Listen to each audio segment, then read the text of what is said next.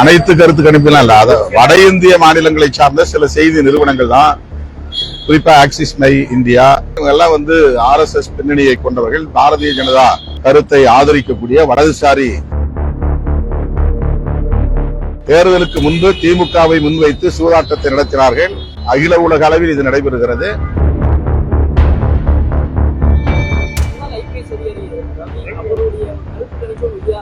முன்னாள் டிஜிபிங்கிறதுனால அவர் சொல்றது சரியாயிருமா? ஆமா, பிட்டிங் தான் இது 100% பிட்டிங். நேரடியாக களத்தில் கண்ட அனுபவத்தில் இருந்து நான் சொல்லுகிறேன், திமுக கூட்டணி வெற்றி பெறும், திமுக தனித்தே ஆட்சி அமைக்கும்.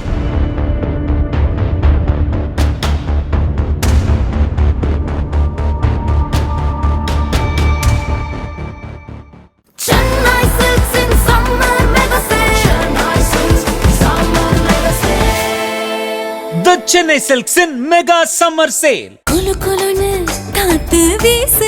உங்கள் சத்யாவில் குளு குளு ஏசி ஆஃபர்.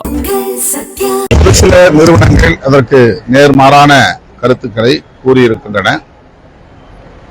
களத்தில் நேரடியாக மக்களை சந்தித்திருக்கிறோம். அதன் அடிப்படையில் எங்களுடைய பார்வை, திராவிட முன்னேற்ற கழகத்தின் தலைமையிலான மதசார்பற்ற முற்போக்கு கூட்டணிக்கு மக்கள்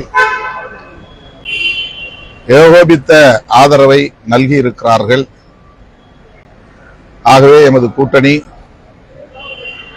மகத்தான வெற்றியை பெறும், திமுக ஆட்சி தொடரும். அது எங்க கட்சிக்காரங்களுக்காக நான் பேசியது. நிறைய இடங்கள் சொல்லல, ஓரிரு தொகுதிகளில் என்று சொன்னேன். எங்கள் தோழர்களை நெறிப்படுத்துவதற்காக நான் அவ்வப்போது பேசுகிற கருத்து அது. ஓரிரு தொகுதிகளில் இருந்து உட்கட்சி பிரச்சனைகளின் காரணமாக தோழர்கள் அவ்வாறு செயல்பட்டார்கள் என்பதை நான் சொல்லியிருக்கிறேன், அவ்வளவுதான்.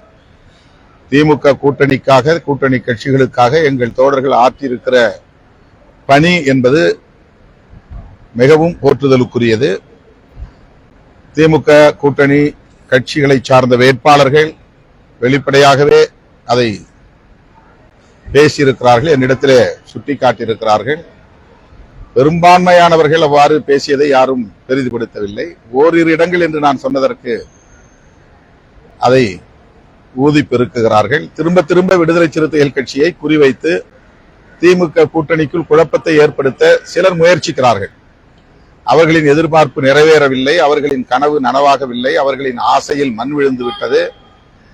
திமுக கூட்டணியை சிதறடிக்க எவ்வளவோ முயற்சிகளை மேற்கொண்டார்கள், பகீரத முயற்சிகளை மேற்கொண்டார்கள். அத்தனை சதி முயற்சிகளையும் முறியடித்த இயக்கம் விடுதலை சிறுத்தைகள் கட்சி. மீண்டும் அவர்கள் ஏமாந்து போவார்கள். வாக்கு எண்ணிக்கையின் போது அரசியல் கட்சியினுடைய அலுவலகம், முக்கியமான இடங்களில் பாதுகாப்பு வேணும்னு சொல்லி திமுக அமைச்சர் RS பாரதி தேர்தல் ஆணையர் கடிதம் எழுதியிருக்காரு. நாளைய வாக்குப்பதிவு புரிஞ்சிருக்கு, நீங்க என்ன நினைக்கிறீங்க? இது வழக்கமான ஒன்றுதான். தேர்தல் ஆணையத்துக்கு கூட்டணி சார்பில் இந்த கோரிக்கை வைக்கப்பட்டிருப்பது ஒரு புதிய நடைமுறை அல்ல.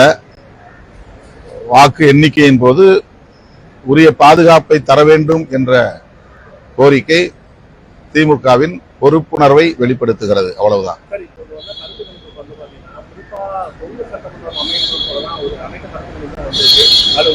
அனைத்து கருத்து கணிப்பெல்லாம் இல்ல, வட இந்திய மாநிலங்களை சார்ந்த சில செய்தி நிறுவனங்கள் தான், குறிப்பா ஆக்சிஸ் மை இந்தியா,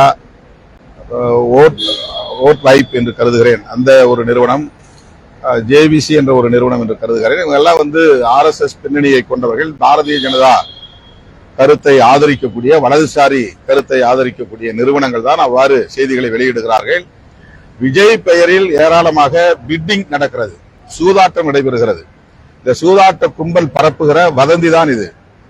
தேர்தலுக்கு முன்பு திமுகவை முன்வைத்து சூதாட்டத்தை நடத்தினார்கள். அகில உலக அளவில் இது நடைபெறுகிறது.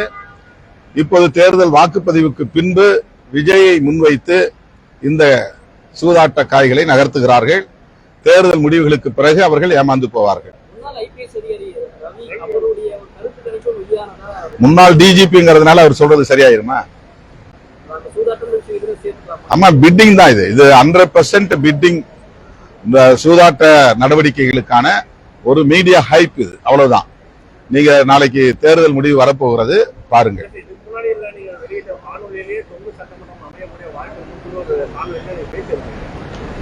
அதனால என்ன, என்னுடைய யூகம் இல்ல இல்ல அந்த மாதிரி இல்ல. களத்தில் நான் நேரடியாக 40க்கும் மேற்பட்ட தொகுதிகளில் பிரச்சாரம் செய்திருக்கிறேன். எங்கள் தொகுதி 8 தொகுதினா தோழமை கட்சியினுடைய வேட்பாளர்களுக்கும் நான் பிரச்சாரம் செய்திருக்கிறேன். நேரடியாக பார்த்த வகையில் ஒவ்வொரு தேர்தலிலும் மக்கள் எப்படி எதிர்வினை ஆற்றுவார்கள் என்பது தெரியும். நேரடியாக களத்தில் கண்ட அனுபவத்தில் இருந்து நான் சொல்லுகிறேன், திமுக கூட்டணி வெற்றி பெறும், திமுக தனித்தே ஆட்சி அமைக்கும். திமுக மாணவர்கள் செயலாளர் வீரமணி ஜெயக்குமார் வந்து தற்கொலைகள் அதிகமாயிட்டாங்க அப்படின்னு சொல்றாங்க. அப்படியானா இப்போ தற்கொலைகள் அதிகமாயிட்டாங்கன்னு சொன்னா அதிமுகவிற்கு ஓட்டு போடுவார்கள், திமுக கூட்டணி ஓட்டு போட்டவர்களோ அறிவாளர்களாகவும் விஜய்க்கு போட்டவர்கள் தற்கொலையாகவும் ஒரு கட்டமைக்கிறது நீங்க எப்படி பாக்குறீங்க? ஒரு சமூக ரீதியாக எல்லாம் பேசிட்டு இளைஞர்களோட தற்கொலை சொல்றது எந்த வகையில் வரவேற்பார்கள்? அந்த கருத்தில் எனக்கு உடன்பாடு இல்லை.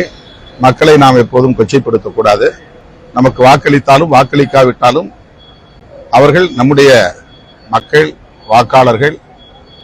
அவர்களை உரிய முறையில் மதிக்க வேண்டும் என்பது என்னுடைய வேண்டுகோள். அதாவது நான் விடுதலை சிறுத்தையில் அப்படி எங்கேயும் பேசுவதில்லை, அந்த சொல்லாடலை நாங்கள் கையாண்டதில்லை. இல்ல, அது வந்து சோசியல் மீடியா ரொம்ப உயர்த்தி பிடிக்கிறாங்க, அவ்வளவுதான். இது வந்து ஒவ்வொரு தேர்தலின் போதும் ஒரு புதிய கட்சி தோன்றும் போது அல்லது நடிகர்கள் கட்சிக்கு வருகிற போது அவர்களுக்கு பின்னால் பெரும் திரள் கூடுவது வழக்கமான ஒன்றுதான். விஜயகாந்த் அவர்கள் வந்தபோது இப்படி சோசியல் மீடியா கிடையாது. அதற்கு முன்பு பலர் இது போல கட்சி தொடங்கிய காலத்தில் அண்ணன் வைகோ அவர்களோ அல்லது அதற்கு முன்பு திரு ராமதாஸ் அவர்களோ திமுகவுக்கு அதிமுகவுக்கு மாற்று அரசியல் என்று சொன்ன காலத்தில் சோசியல் மீடியா கிடையாது. இப்ப சோசியல் மீடியா அதை ரொம்ப உயர்த்தி பிடிக்கிறார்கள். எப்போதுமே திமுக அதிமுகவுக்கு எதிரான சக்திகள் திமுகவுக்கு மாற்று சக்தி என்று உயர்த்தி பிடிக்கிற அரசியலைத்தான் இப்போதும் உயர்த்தி பிடிக்கிறார்கள், அவ்வளவுதான். இப்போது அதனுடைய எண்ணிக்கை வேண்டுமானால் கூடியிருக்கலாம், சதவிகிதம் கூடியிருக்கலாம். ஆனால் அவர்கள் தனித்து வெற்றி பெறுவதற்கோ ஆட்சியை கைப்பற்றுவதற்கோ வாய்ப்பில்லை என்றுதான் நான் பெரிதும் நம்புகிறேன்.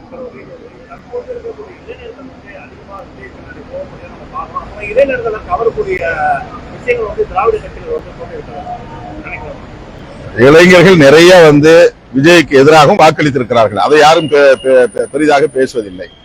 எவ்வளவோ இளைஞர்கள், இளம் தலைமுறையினர், குறிப்பா நீங்க சொல்ற மாதிரி இந்த 20ஆம் நூற்றாண்டு தலைமுறையினர் 100% அப்படியே வந்து ஹீரோவுக்கு பின்னால போயிட்டாங்களாம் வந்து சொல்ல முடியாது. அவருக்கு எதிராக பேசக்கூடியவர்களும் ஏராளமானவர்கள் சமூக ஊடகங்களில் இருக்கிறார்கள். அந்த அரசியல் வேண்டாம் என்று இளைய தலைமுறையினருக்கு அறிவுறுத்தக்கூடிய இளைய தலைமுறையினரே ஏராளமானவர்கள் இருக்கிறார்கள். அரசியல் படுத்தப்பட்ட இளைய தலைமுறையினர் இருக்கிறார்கள். அவர்களெல்லாம் நாம் பெரிதாக எடுத்துக்கொள்ளாமல் ஒட்டுமொத்தமாக 100 விழுக்காடு இளம் தலைமுறையினர், புதிய வாக்காளர்கள் ஒரு ஹீரோவுக்கு பின்னால் போய்விட்டார்கள் என்பதை போன்ற ஒரு தோற்றத்தை ஏற்படுத்துகிறார்கள், அவ்வளவுதான்.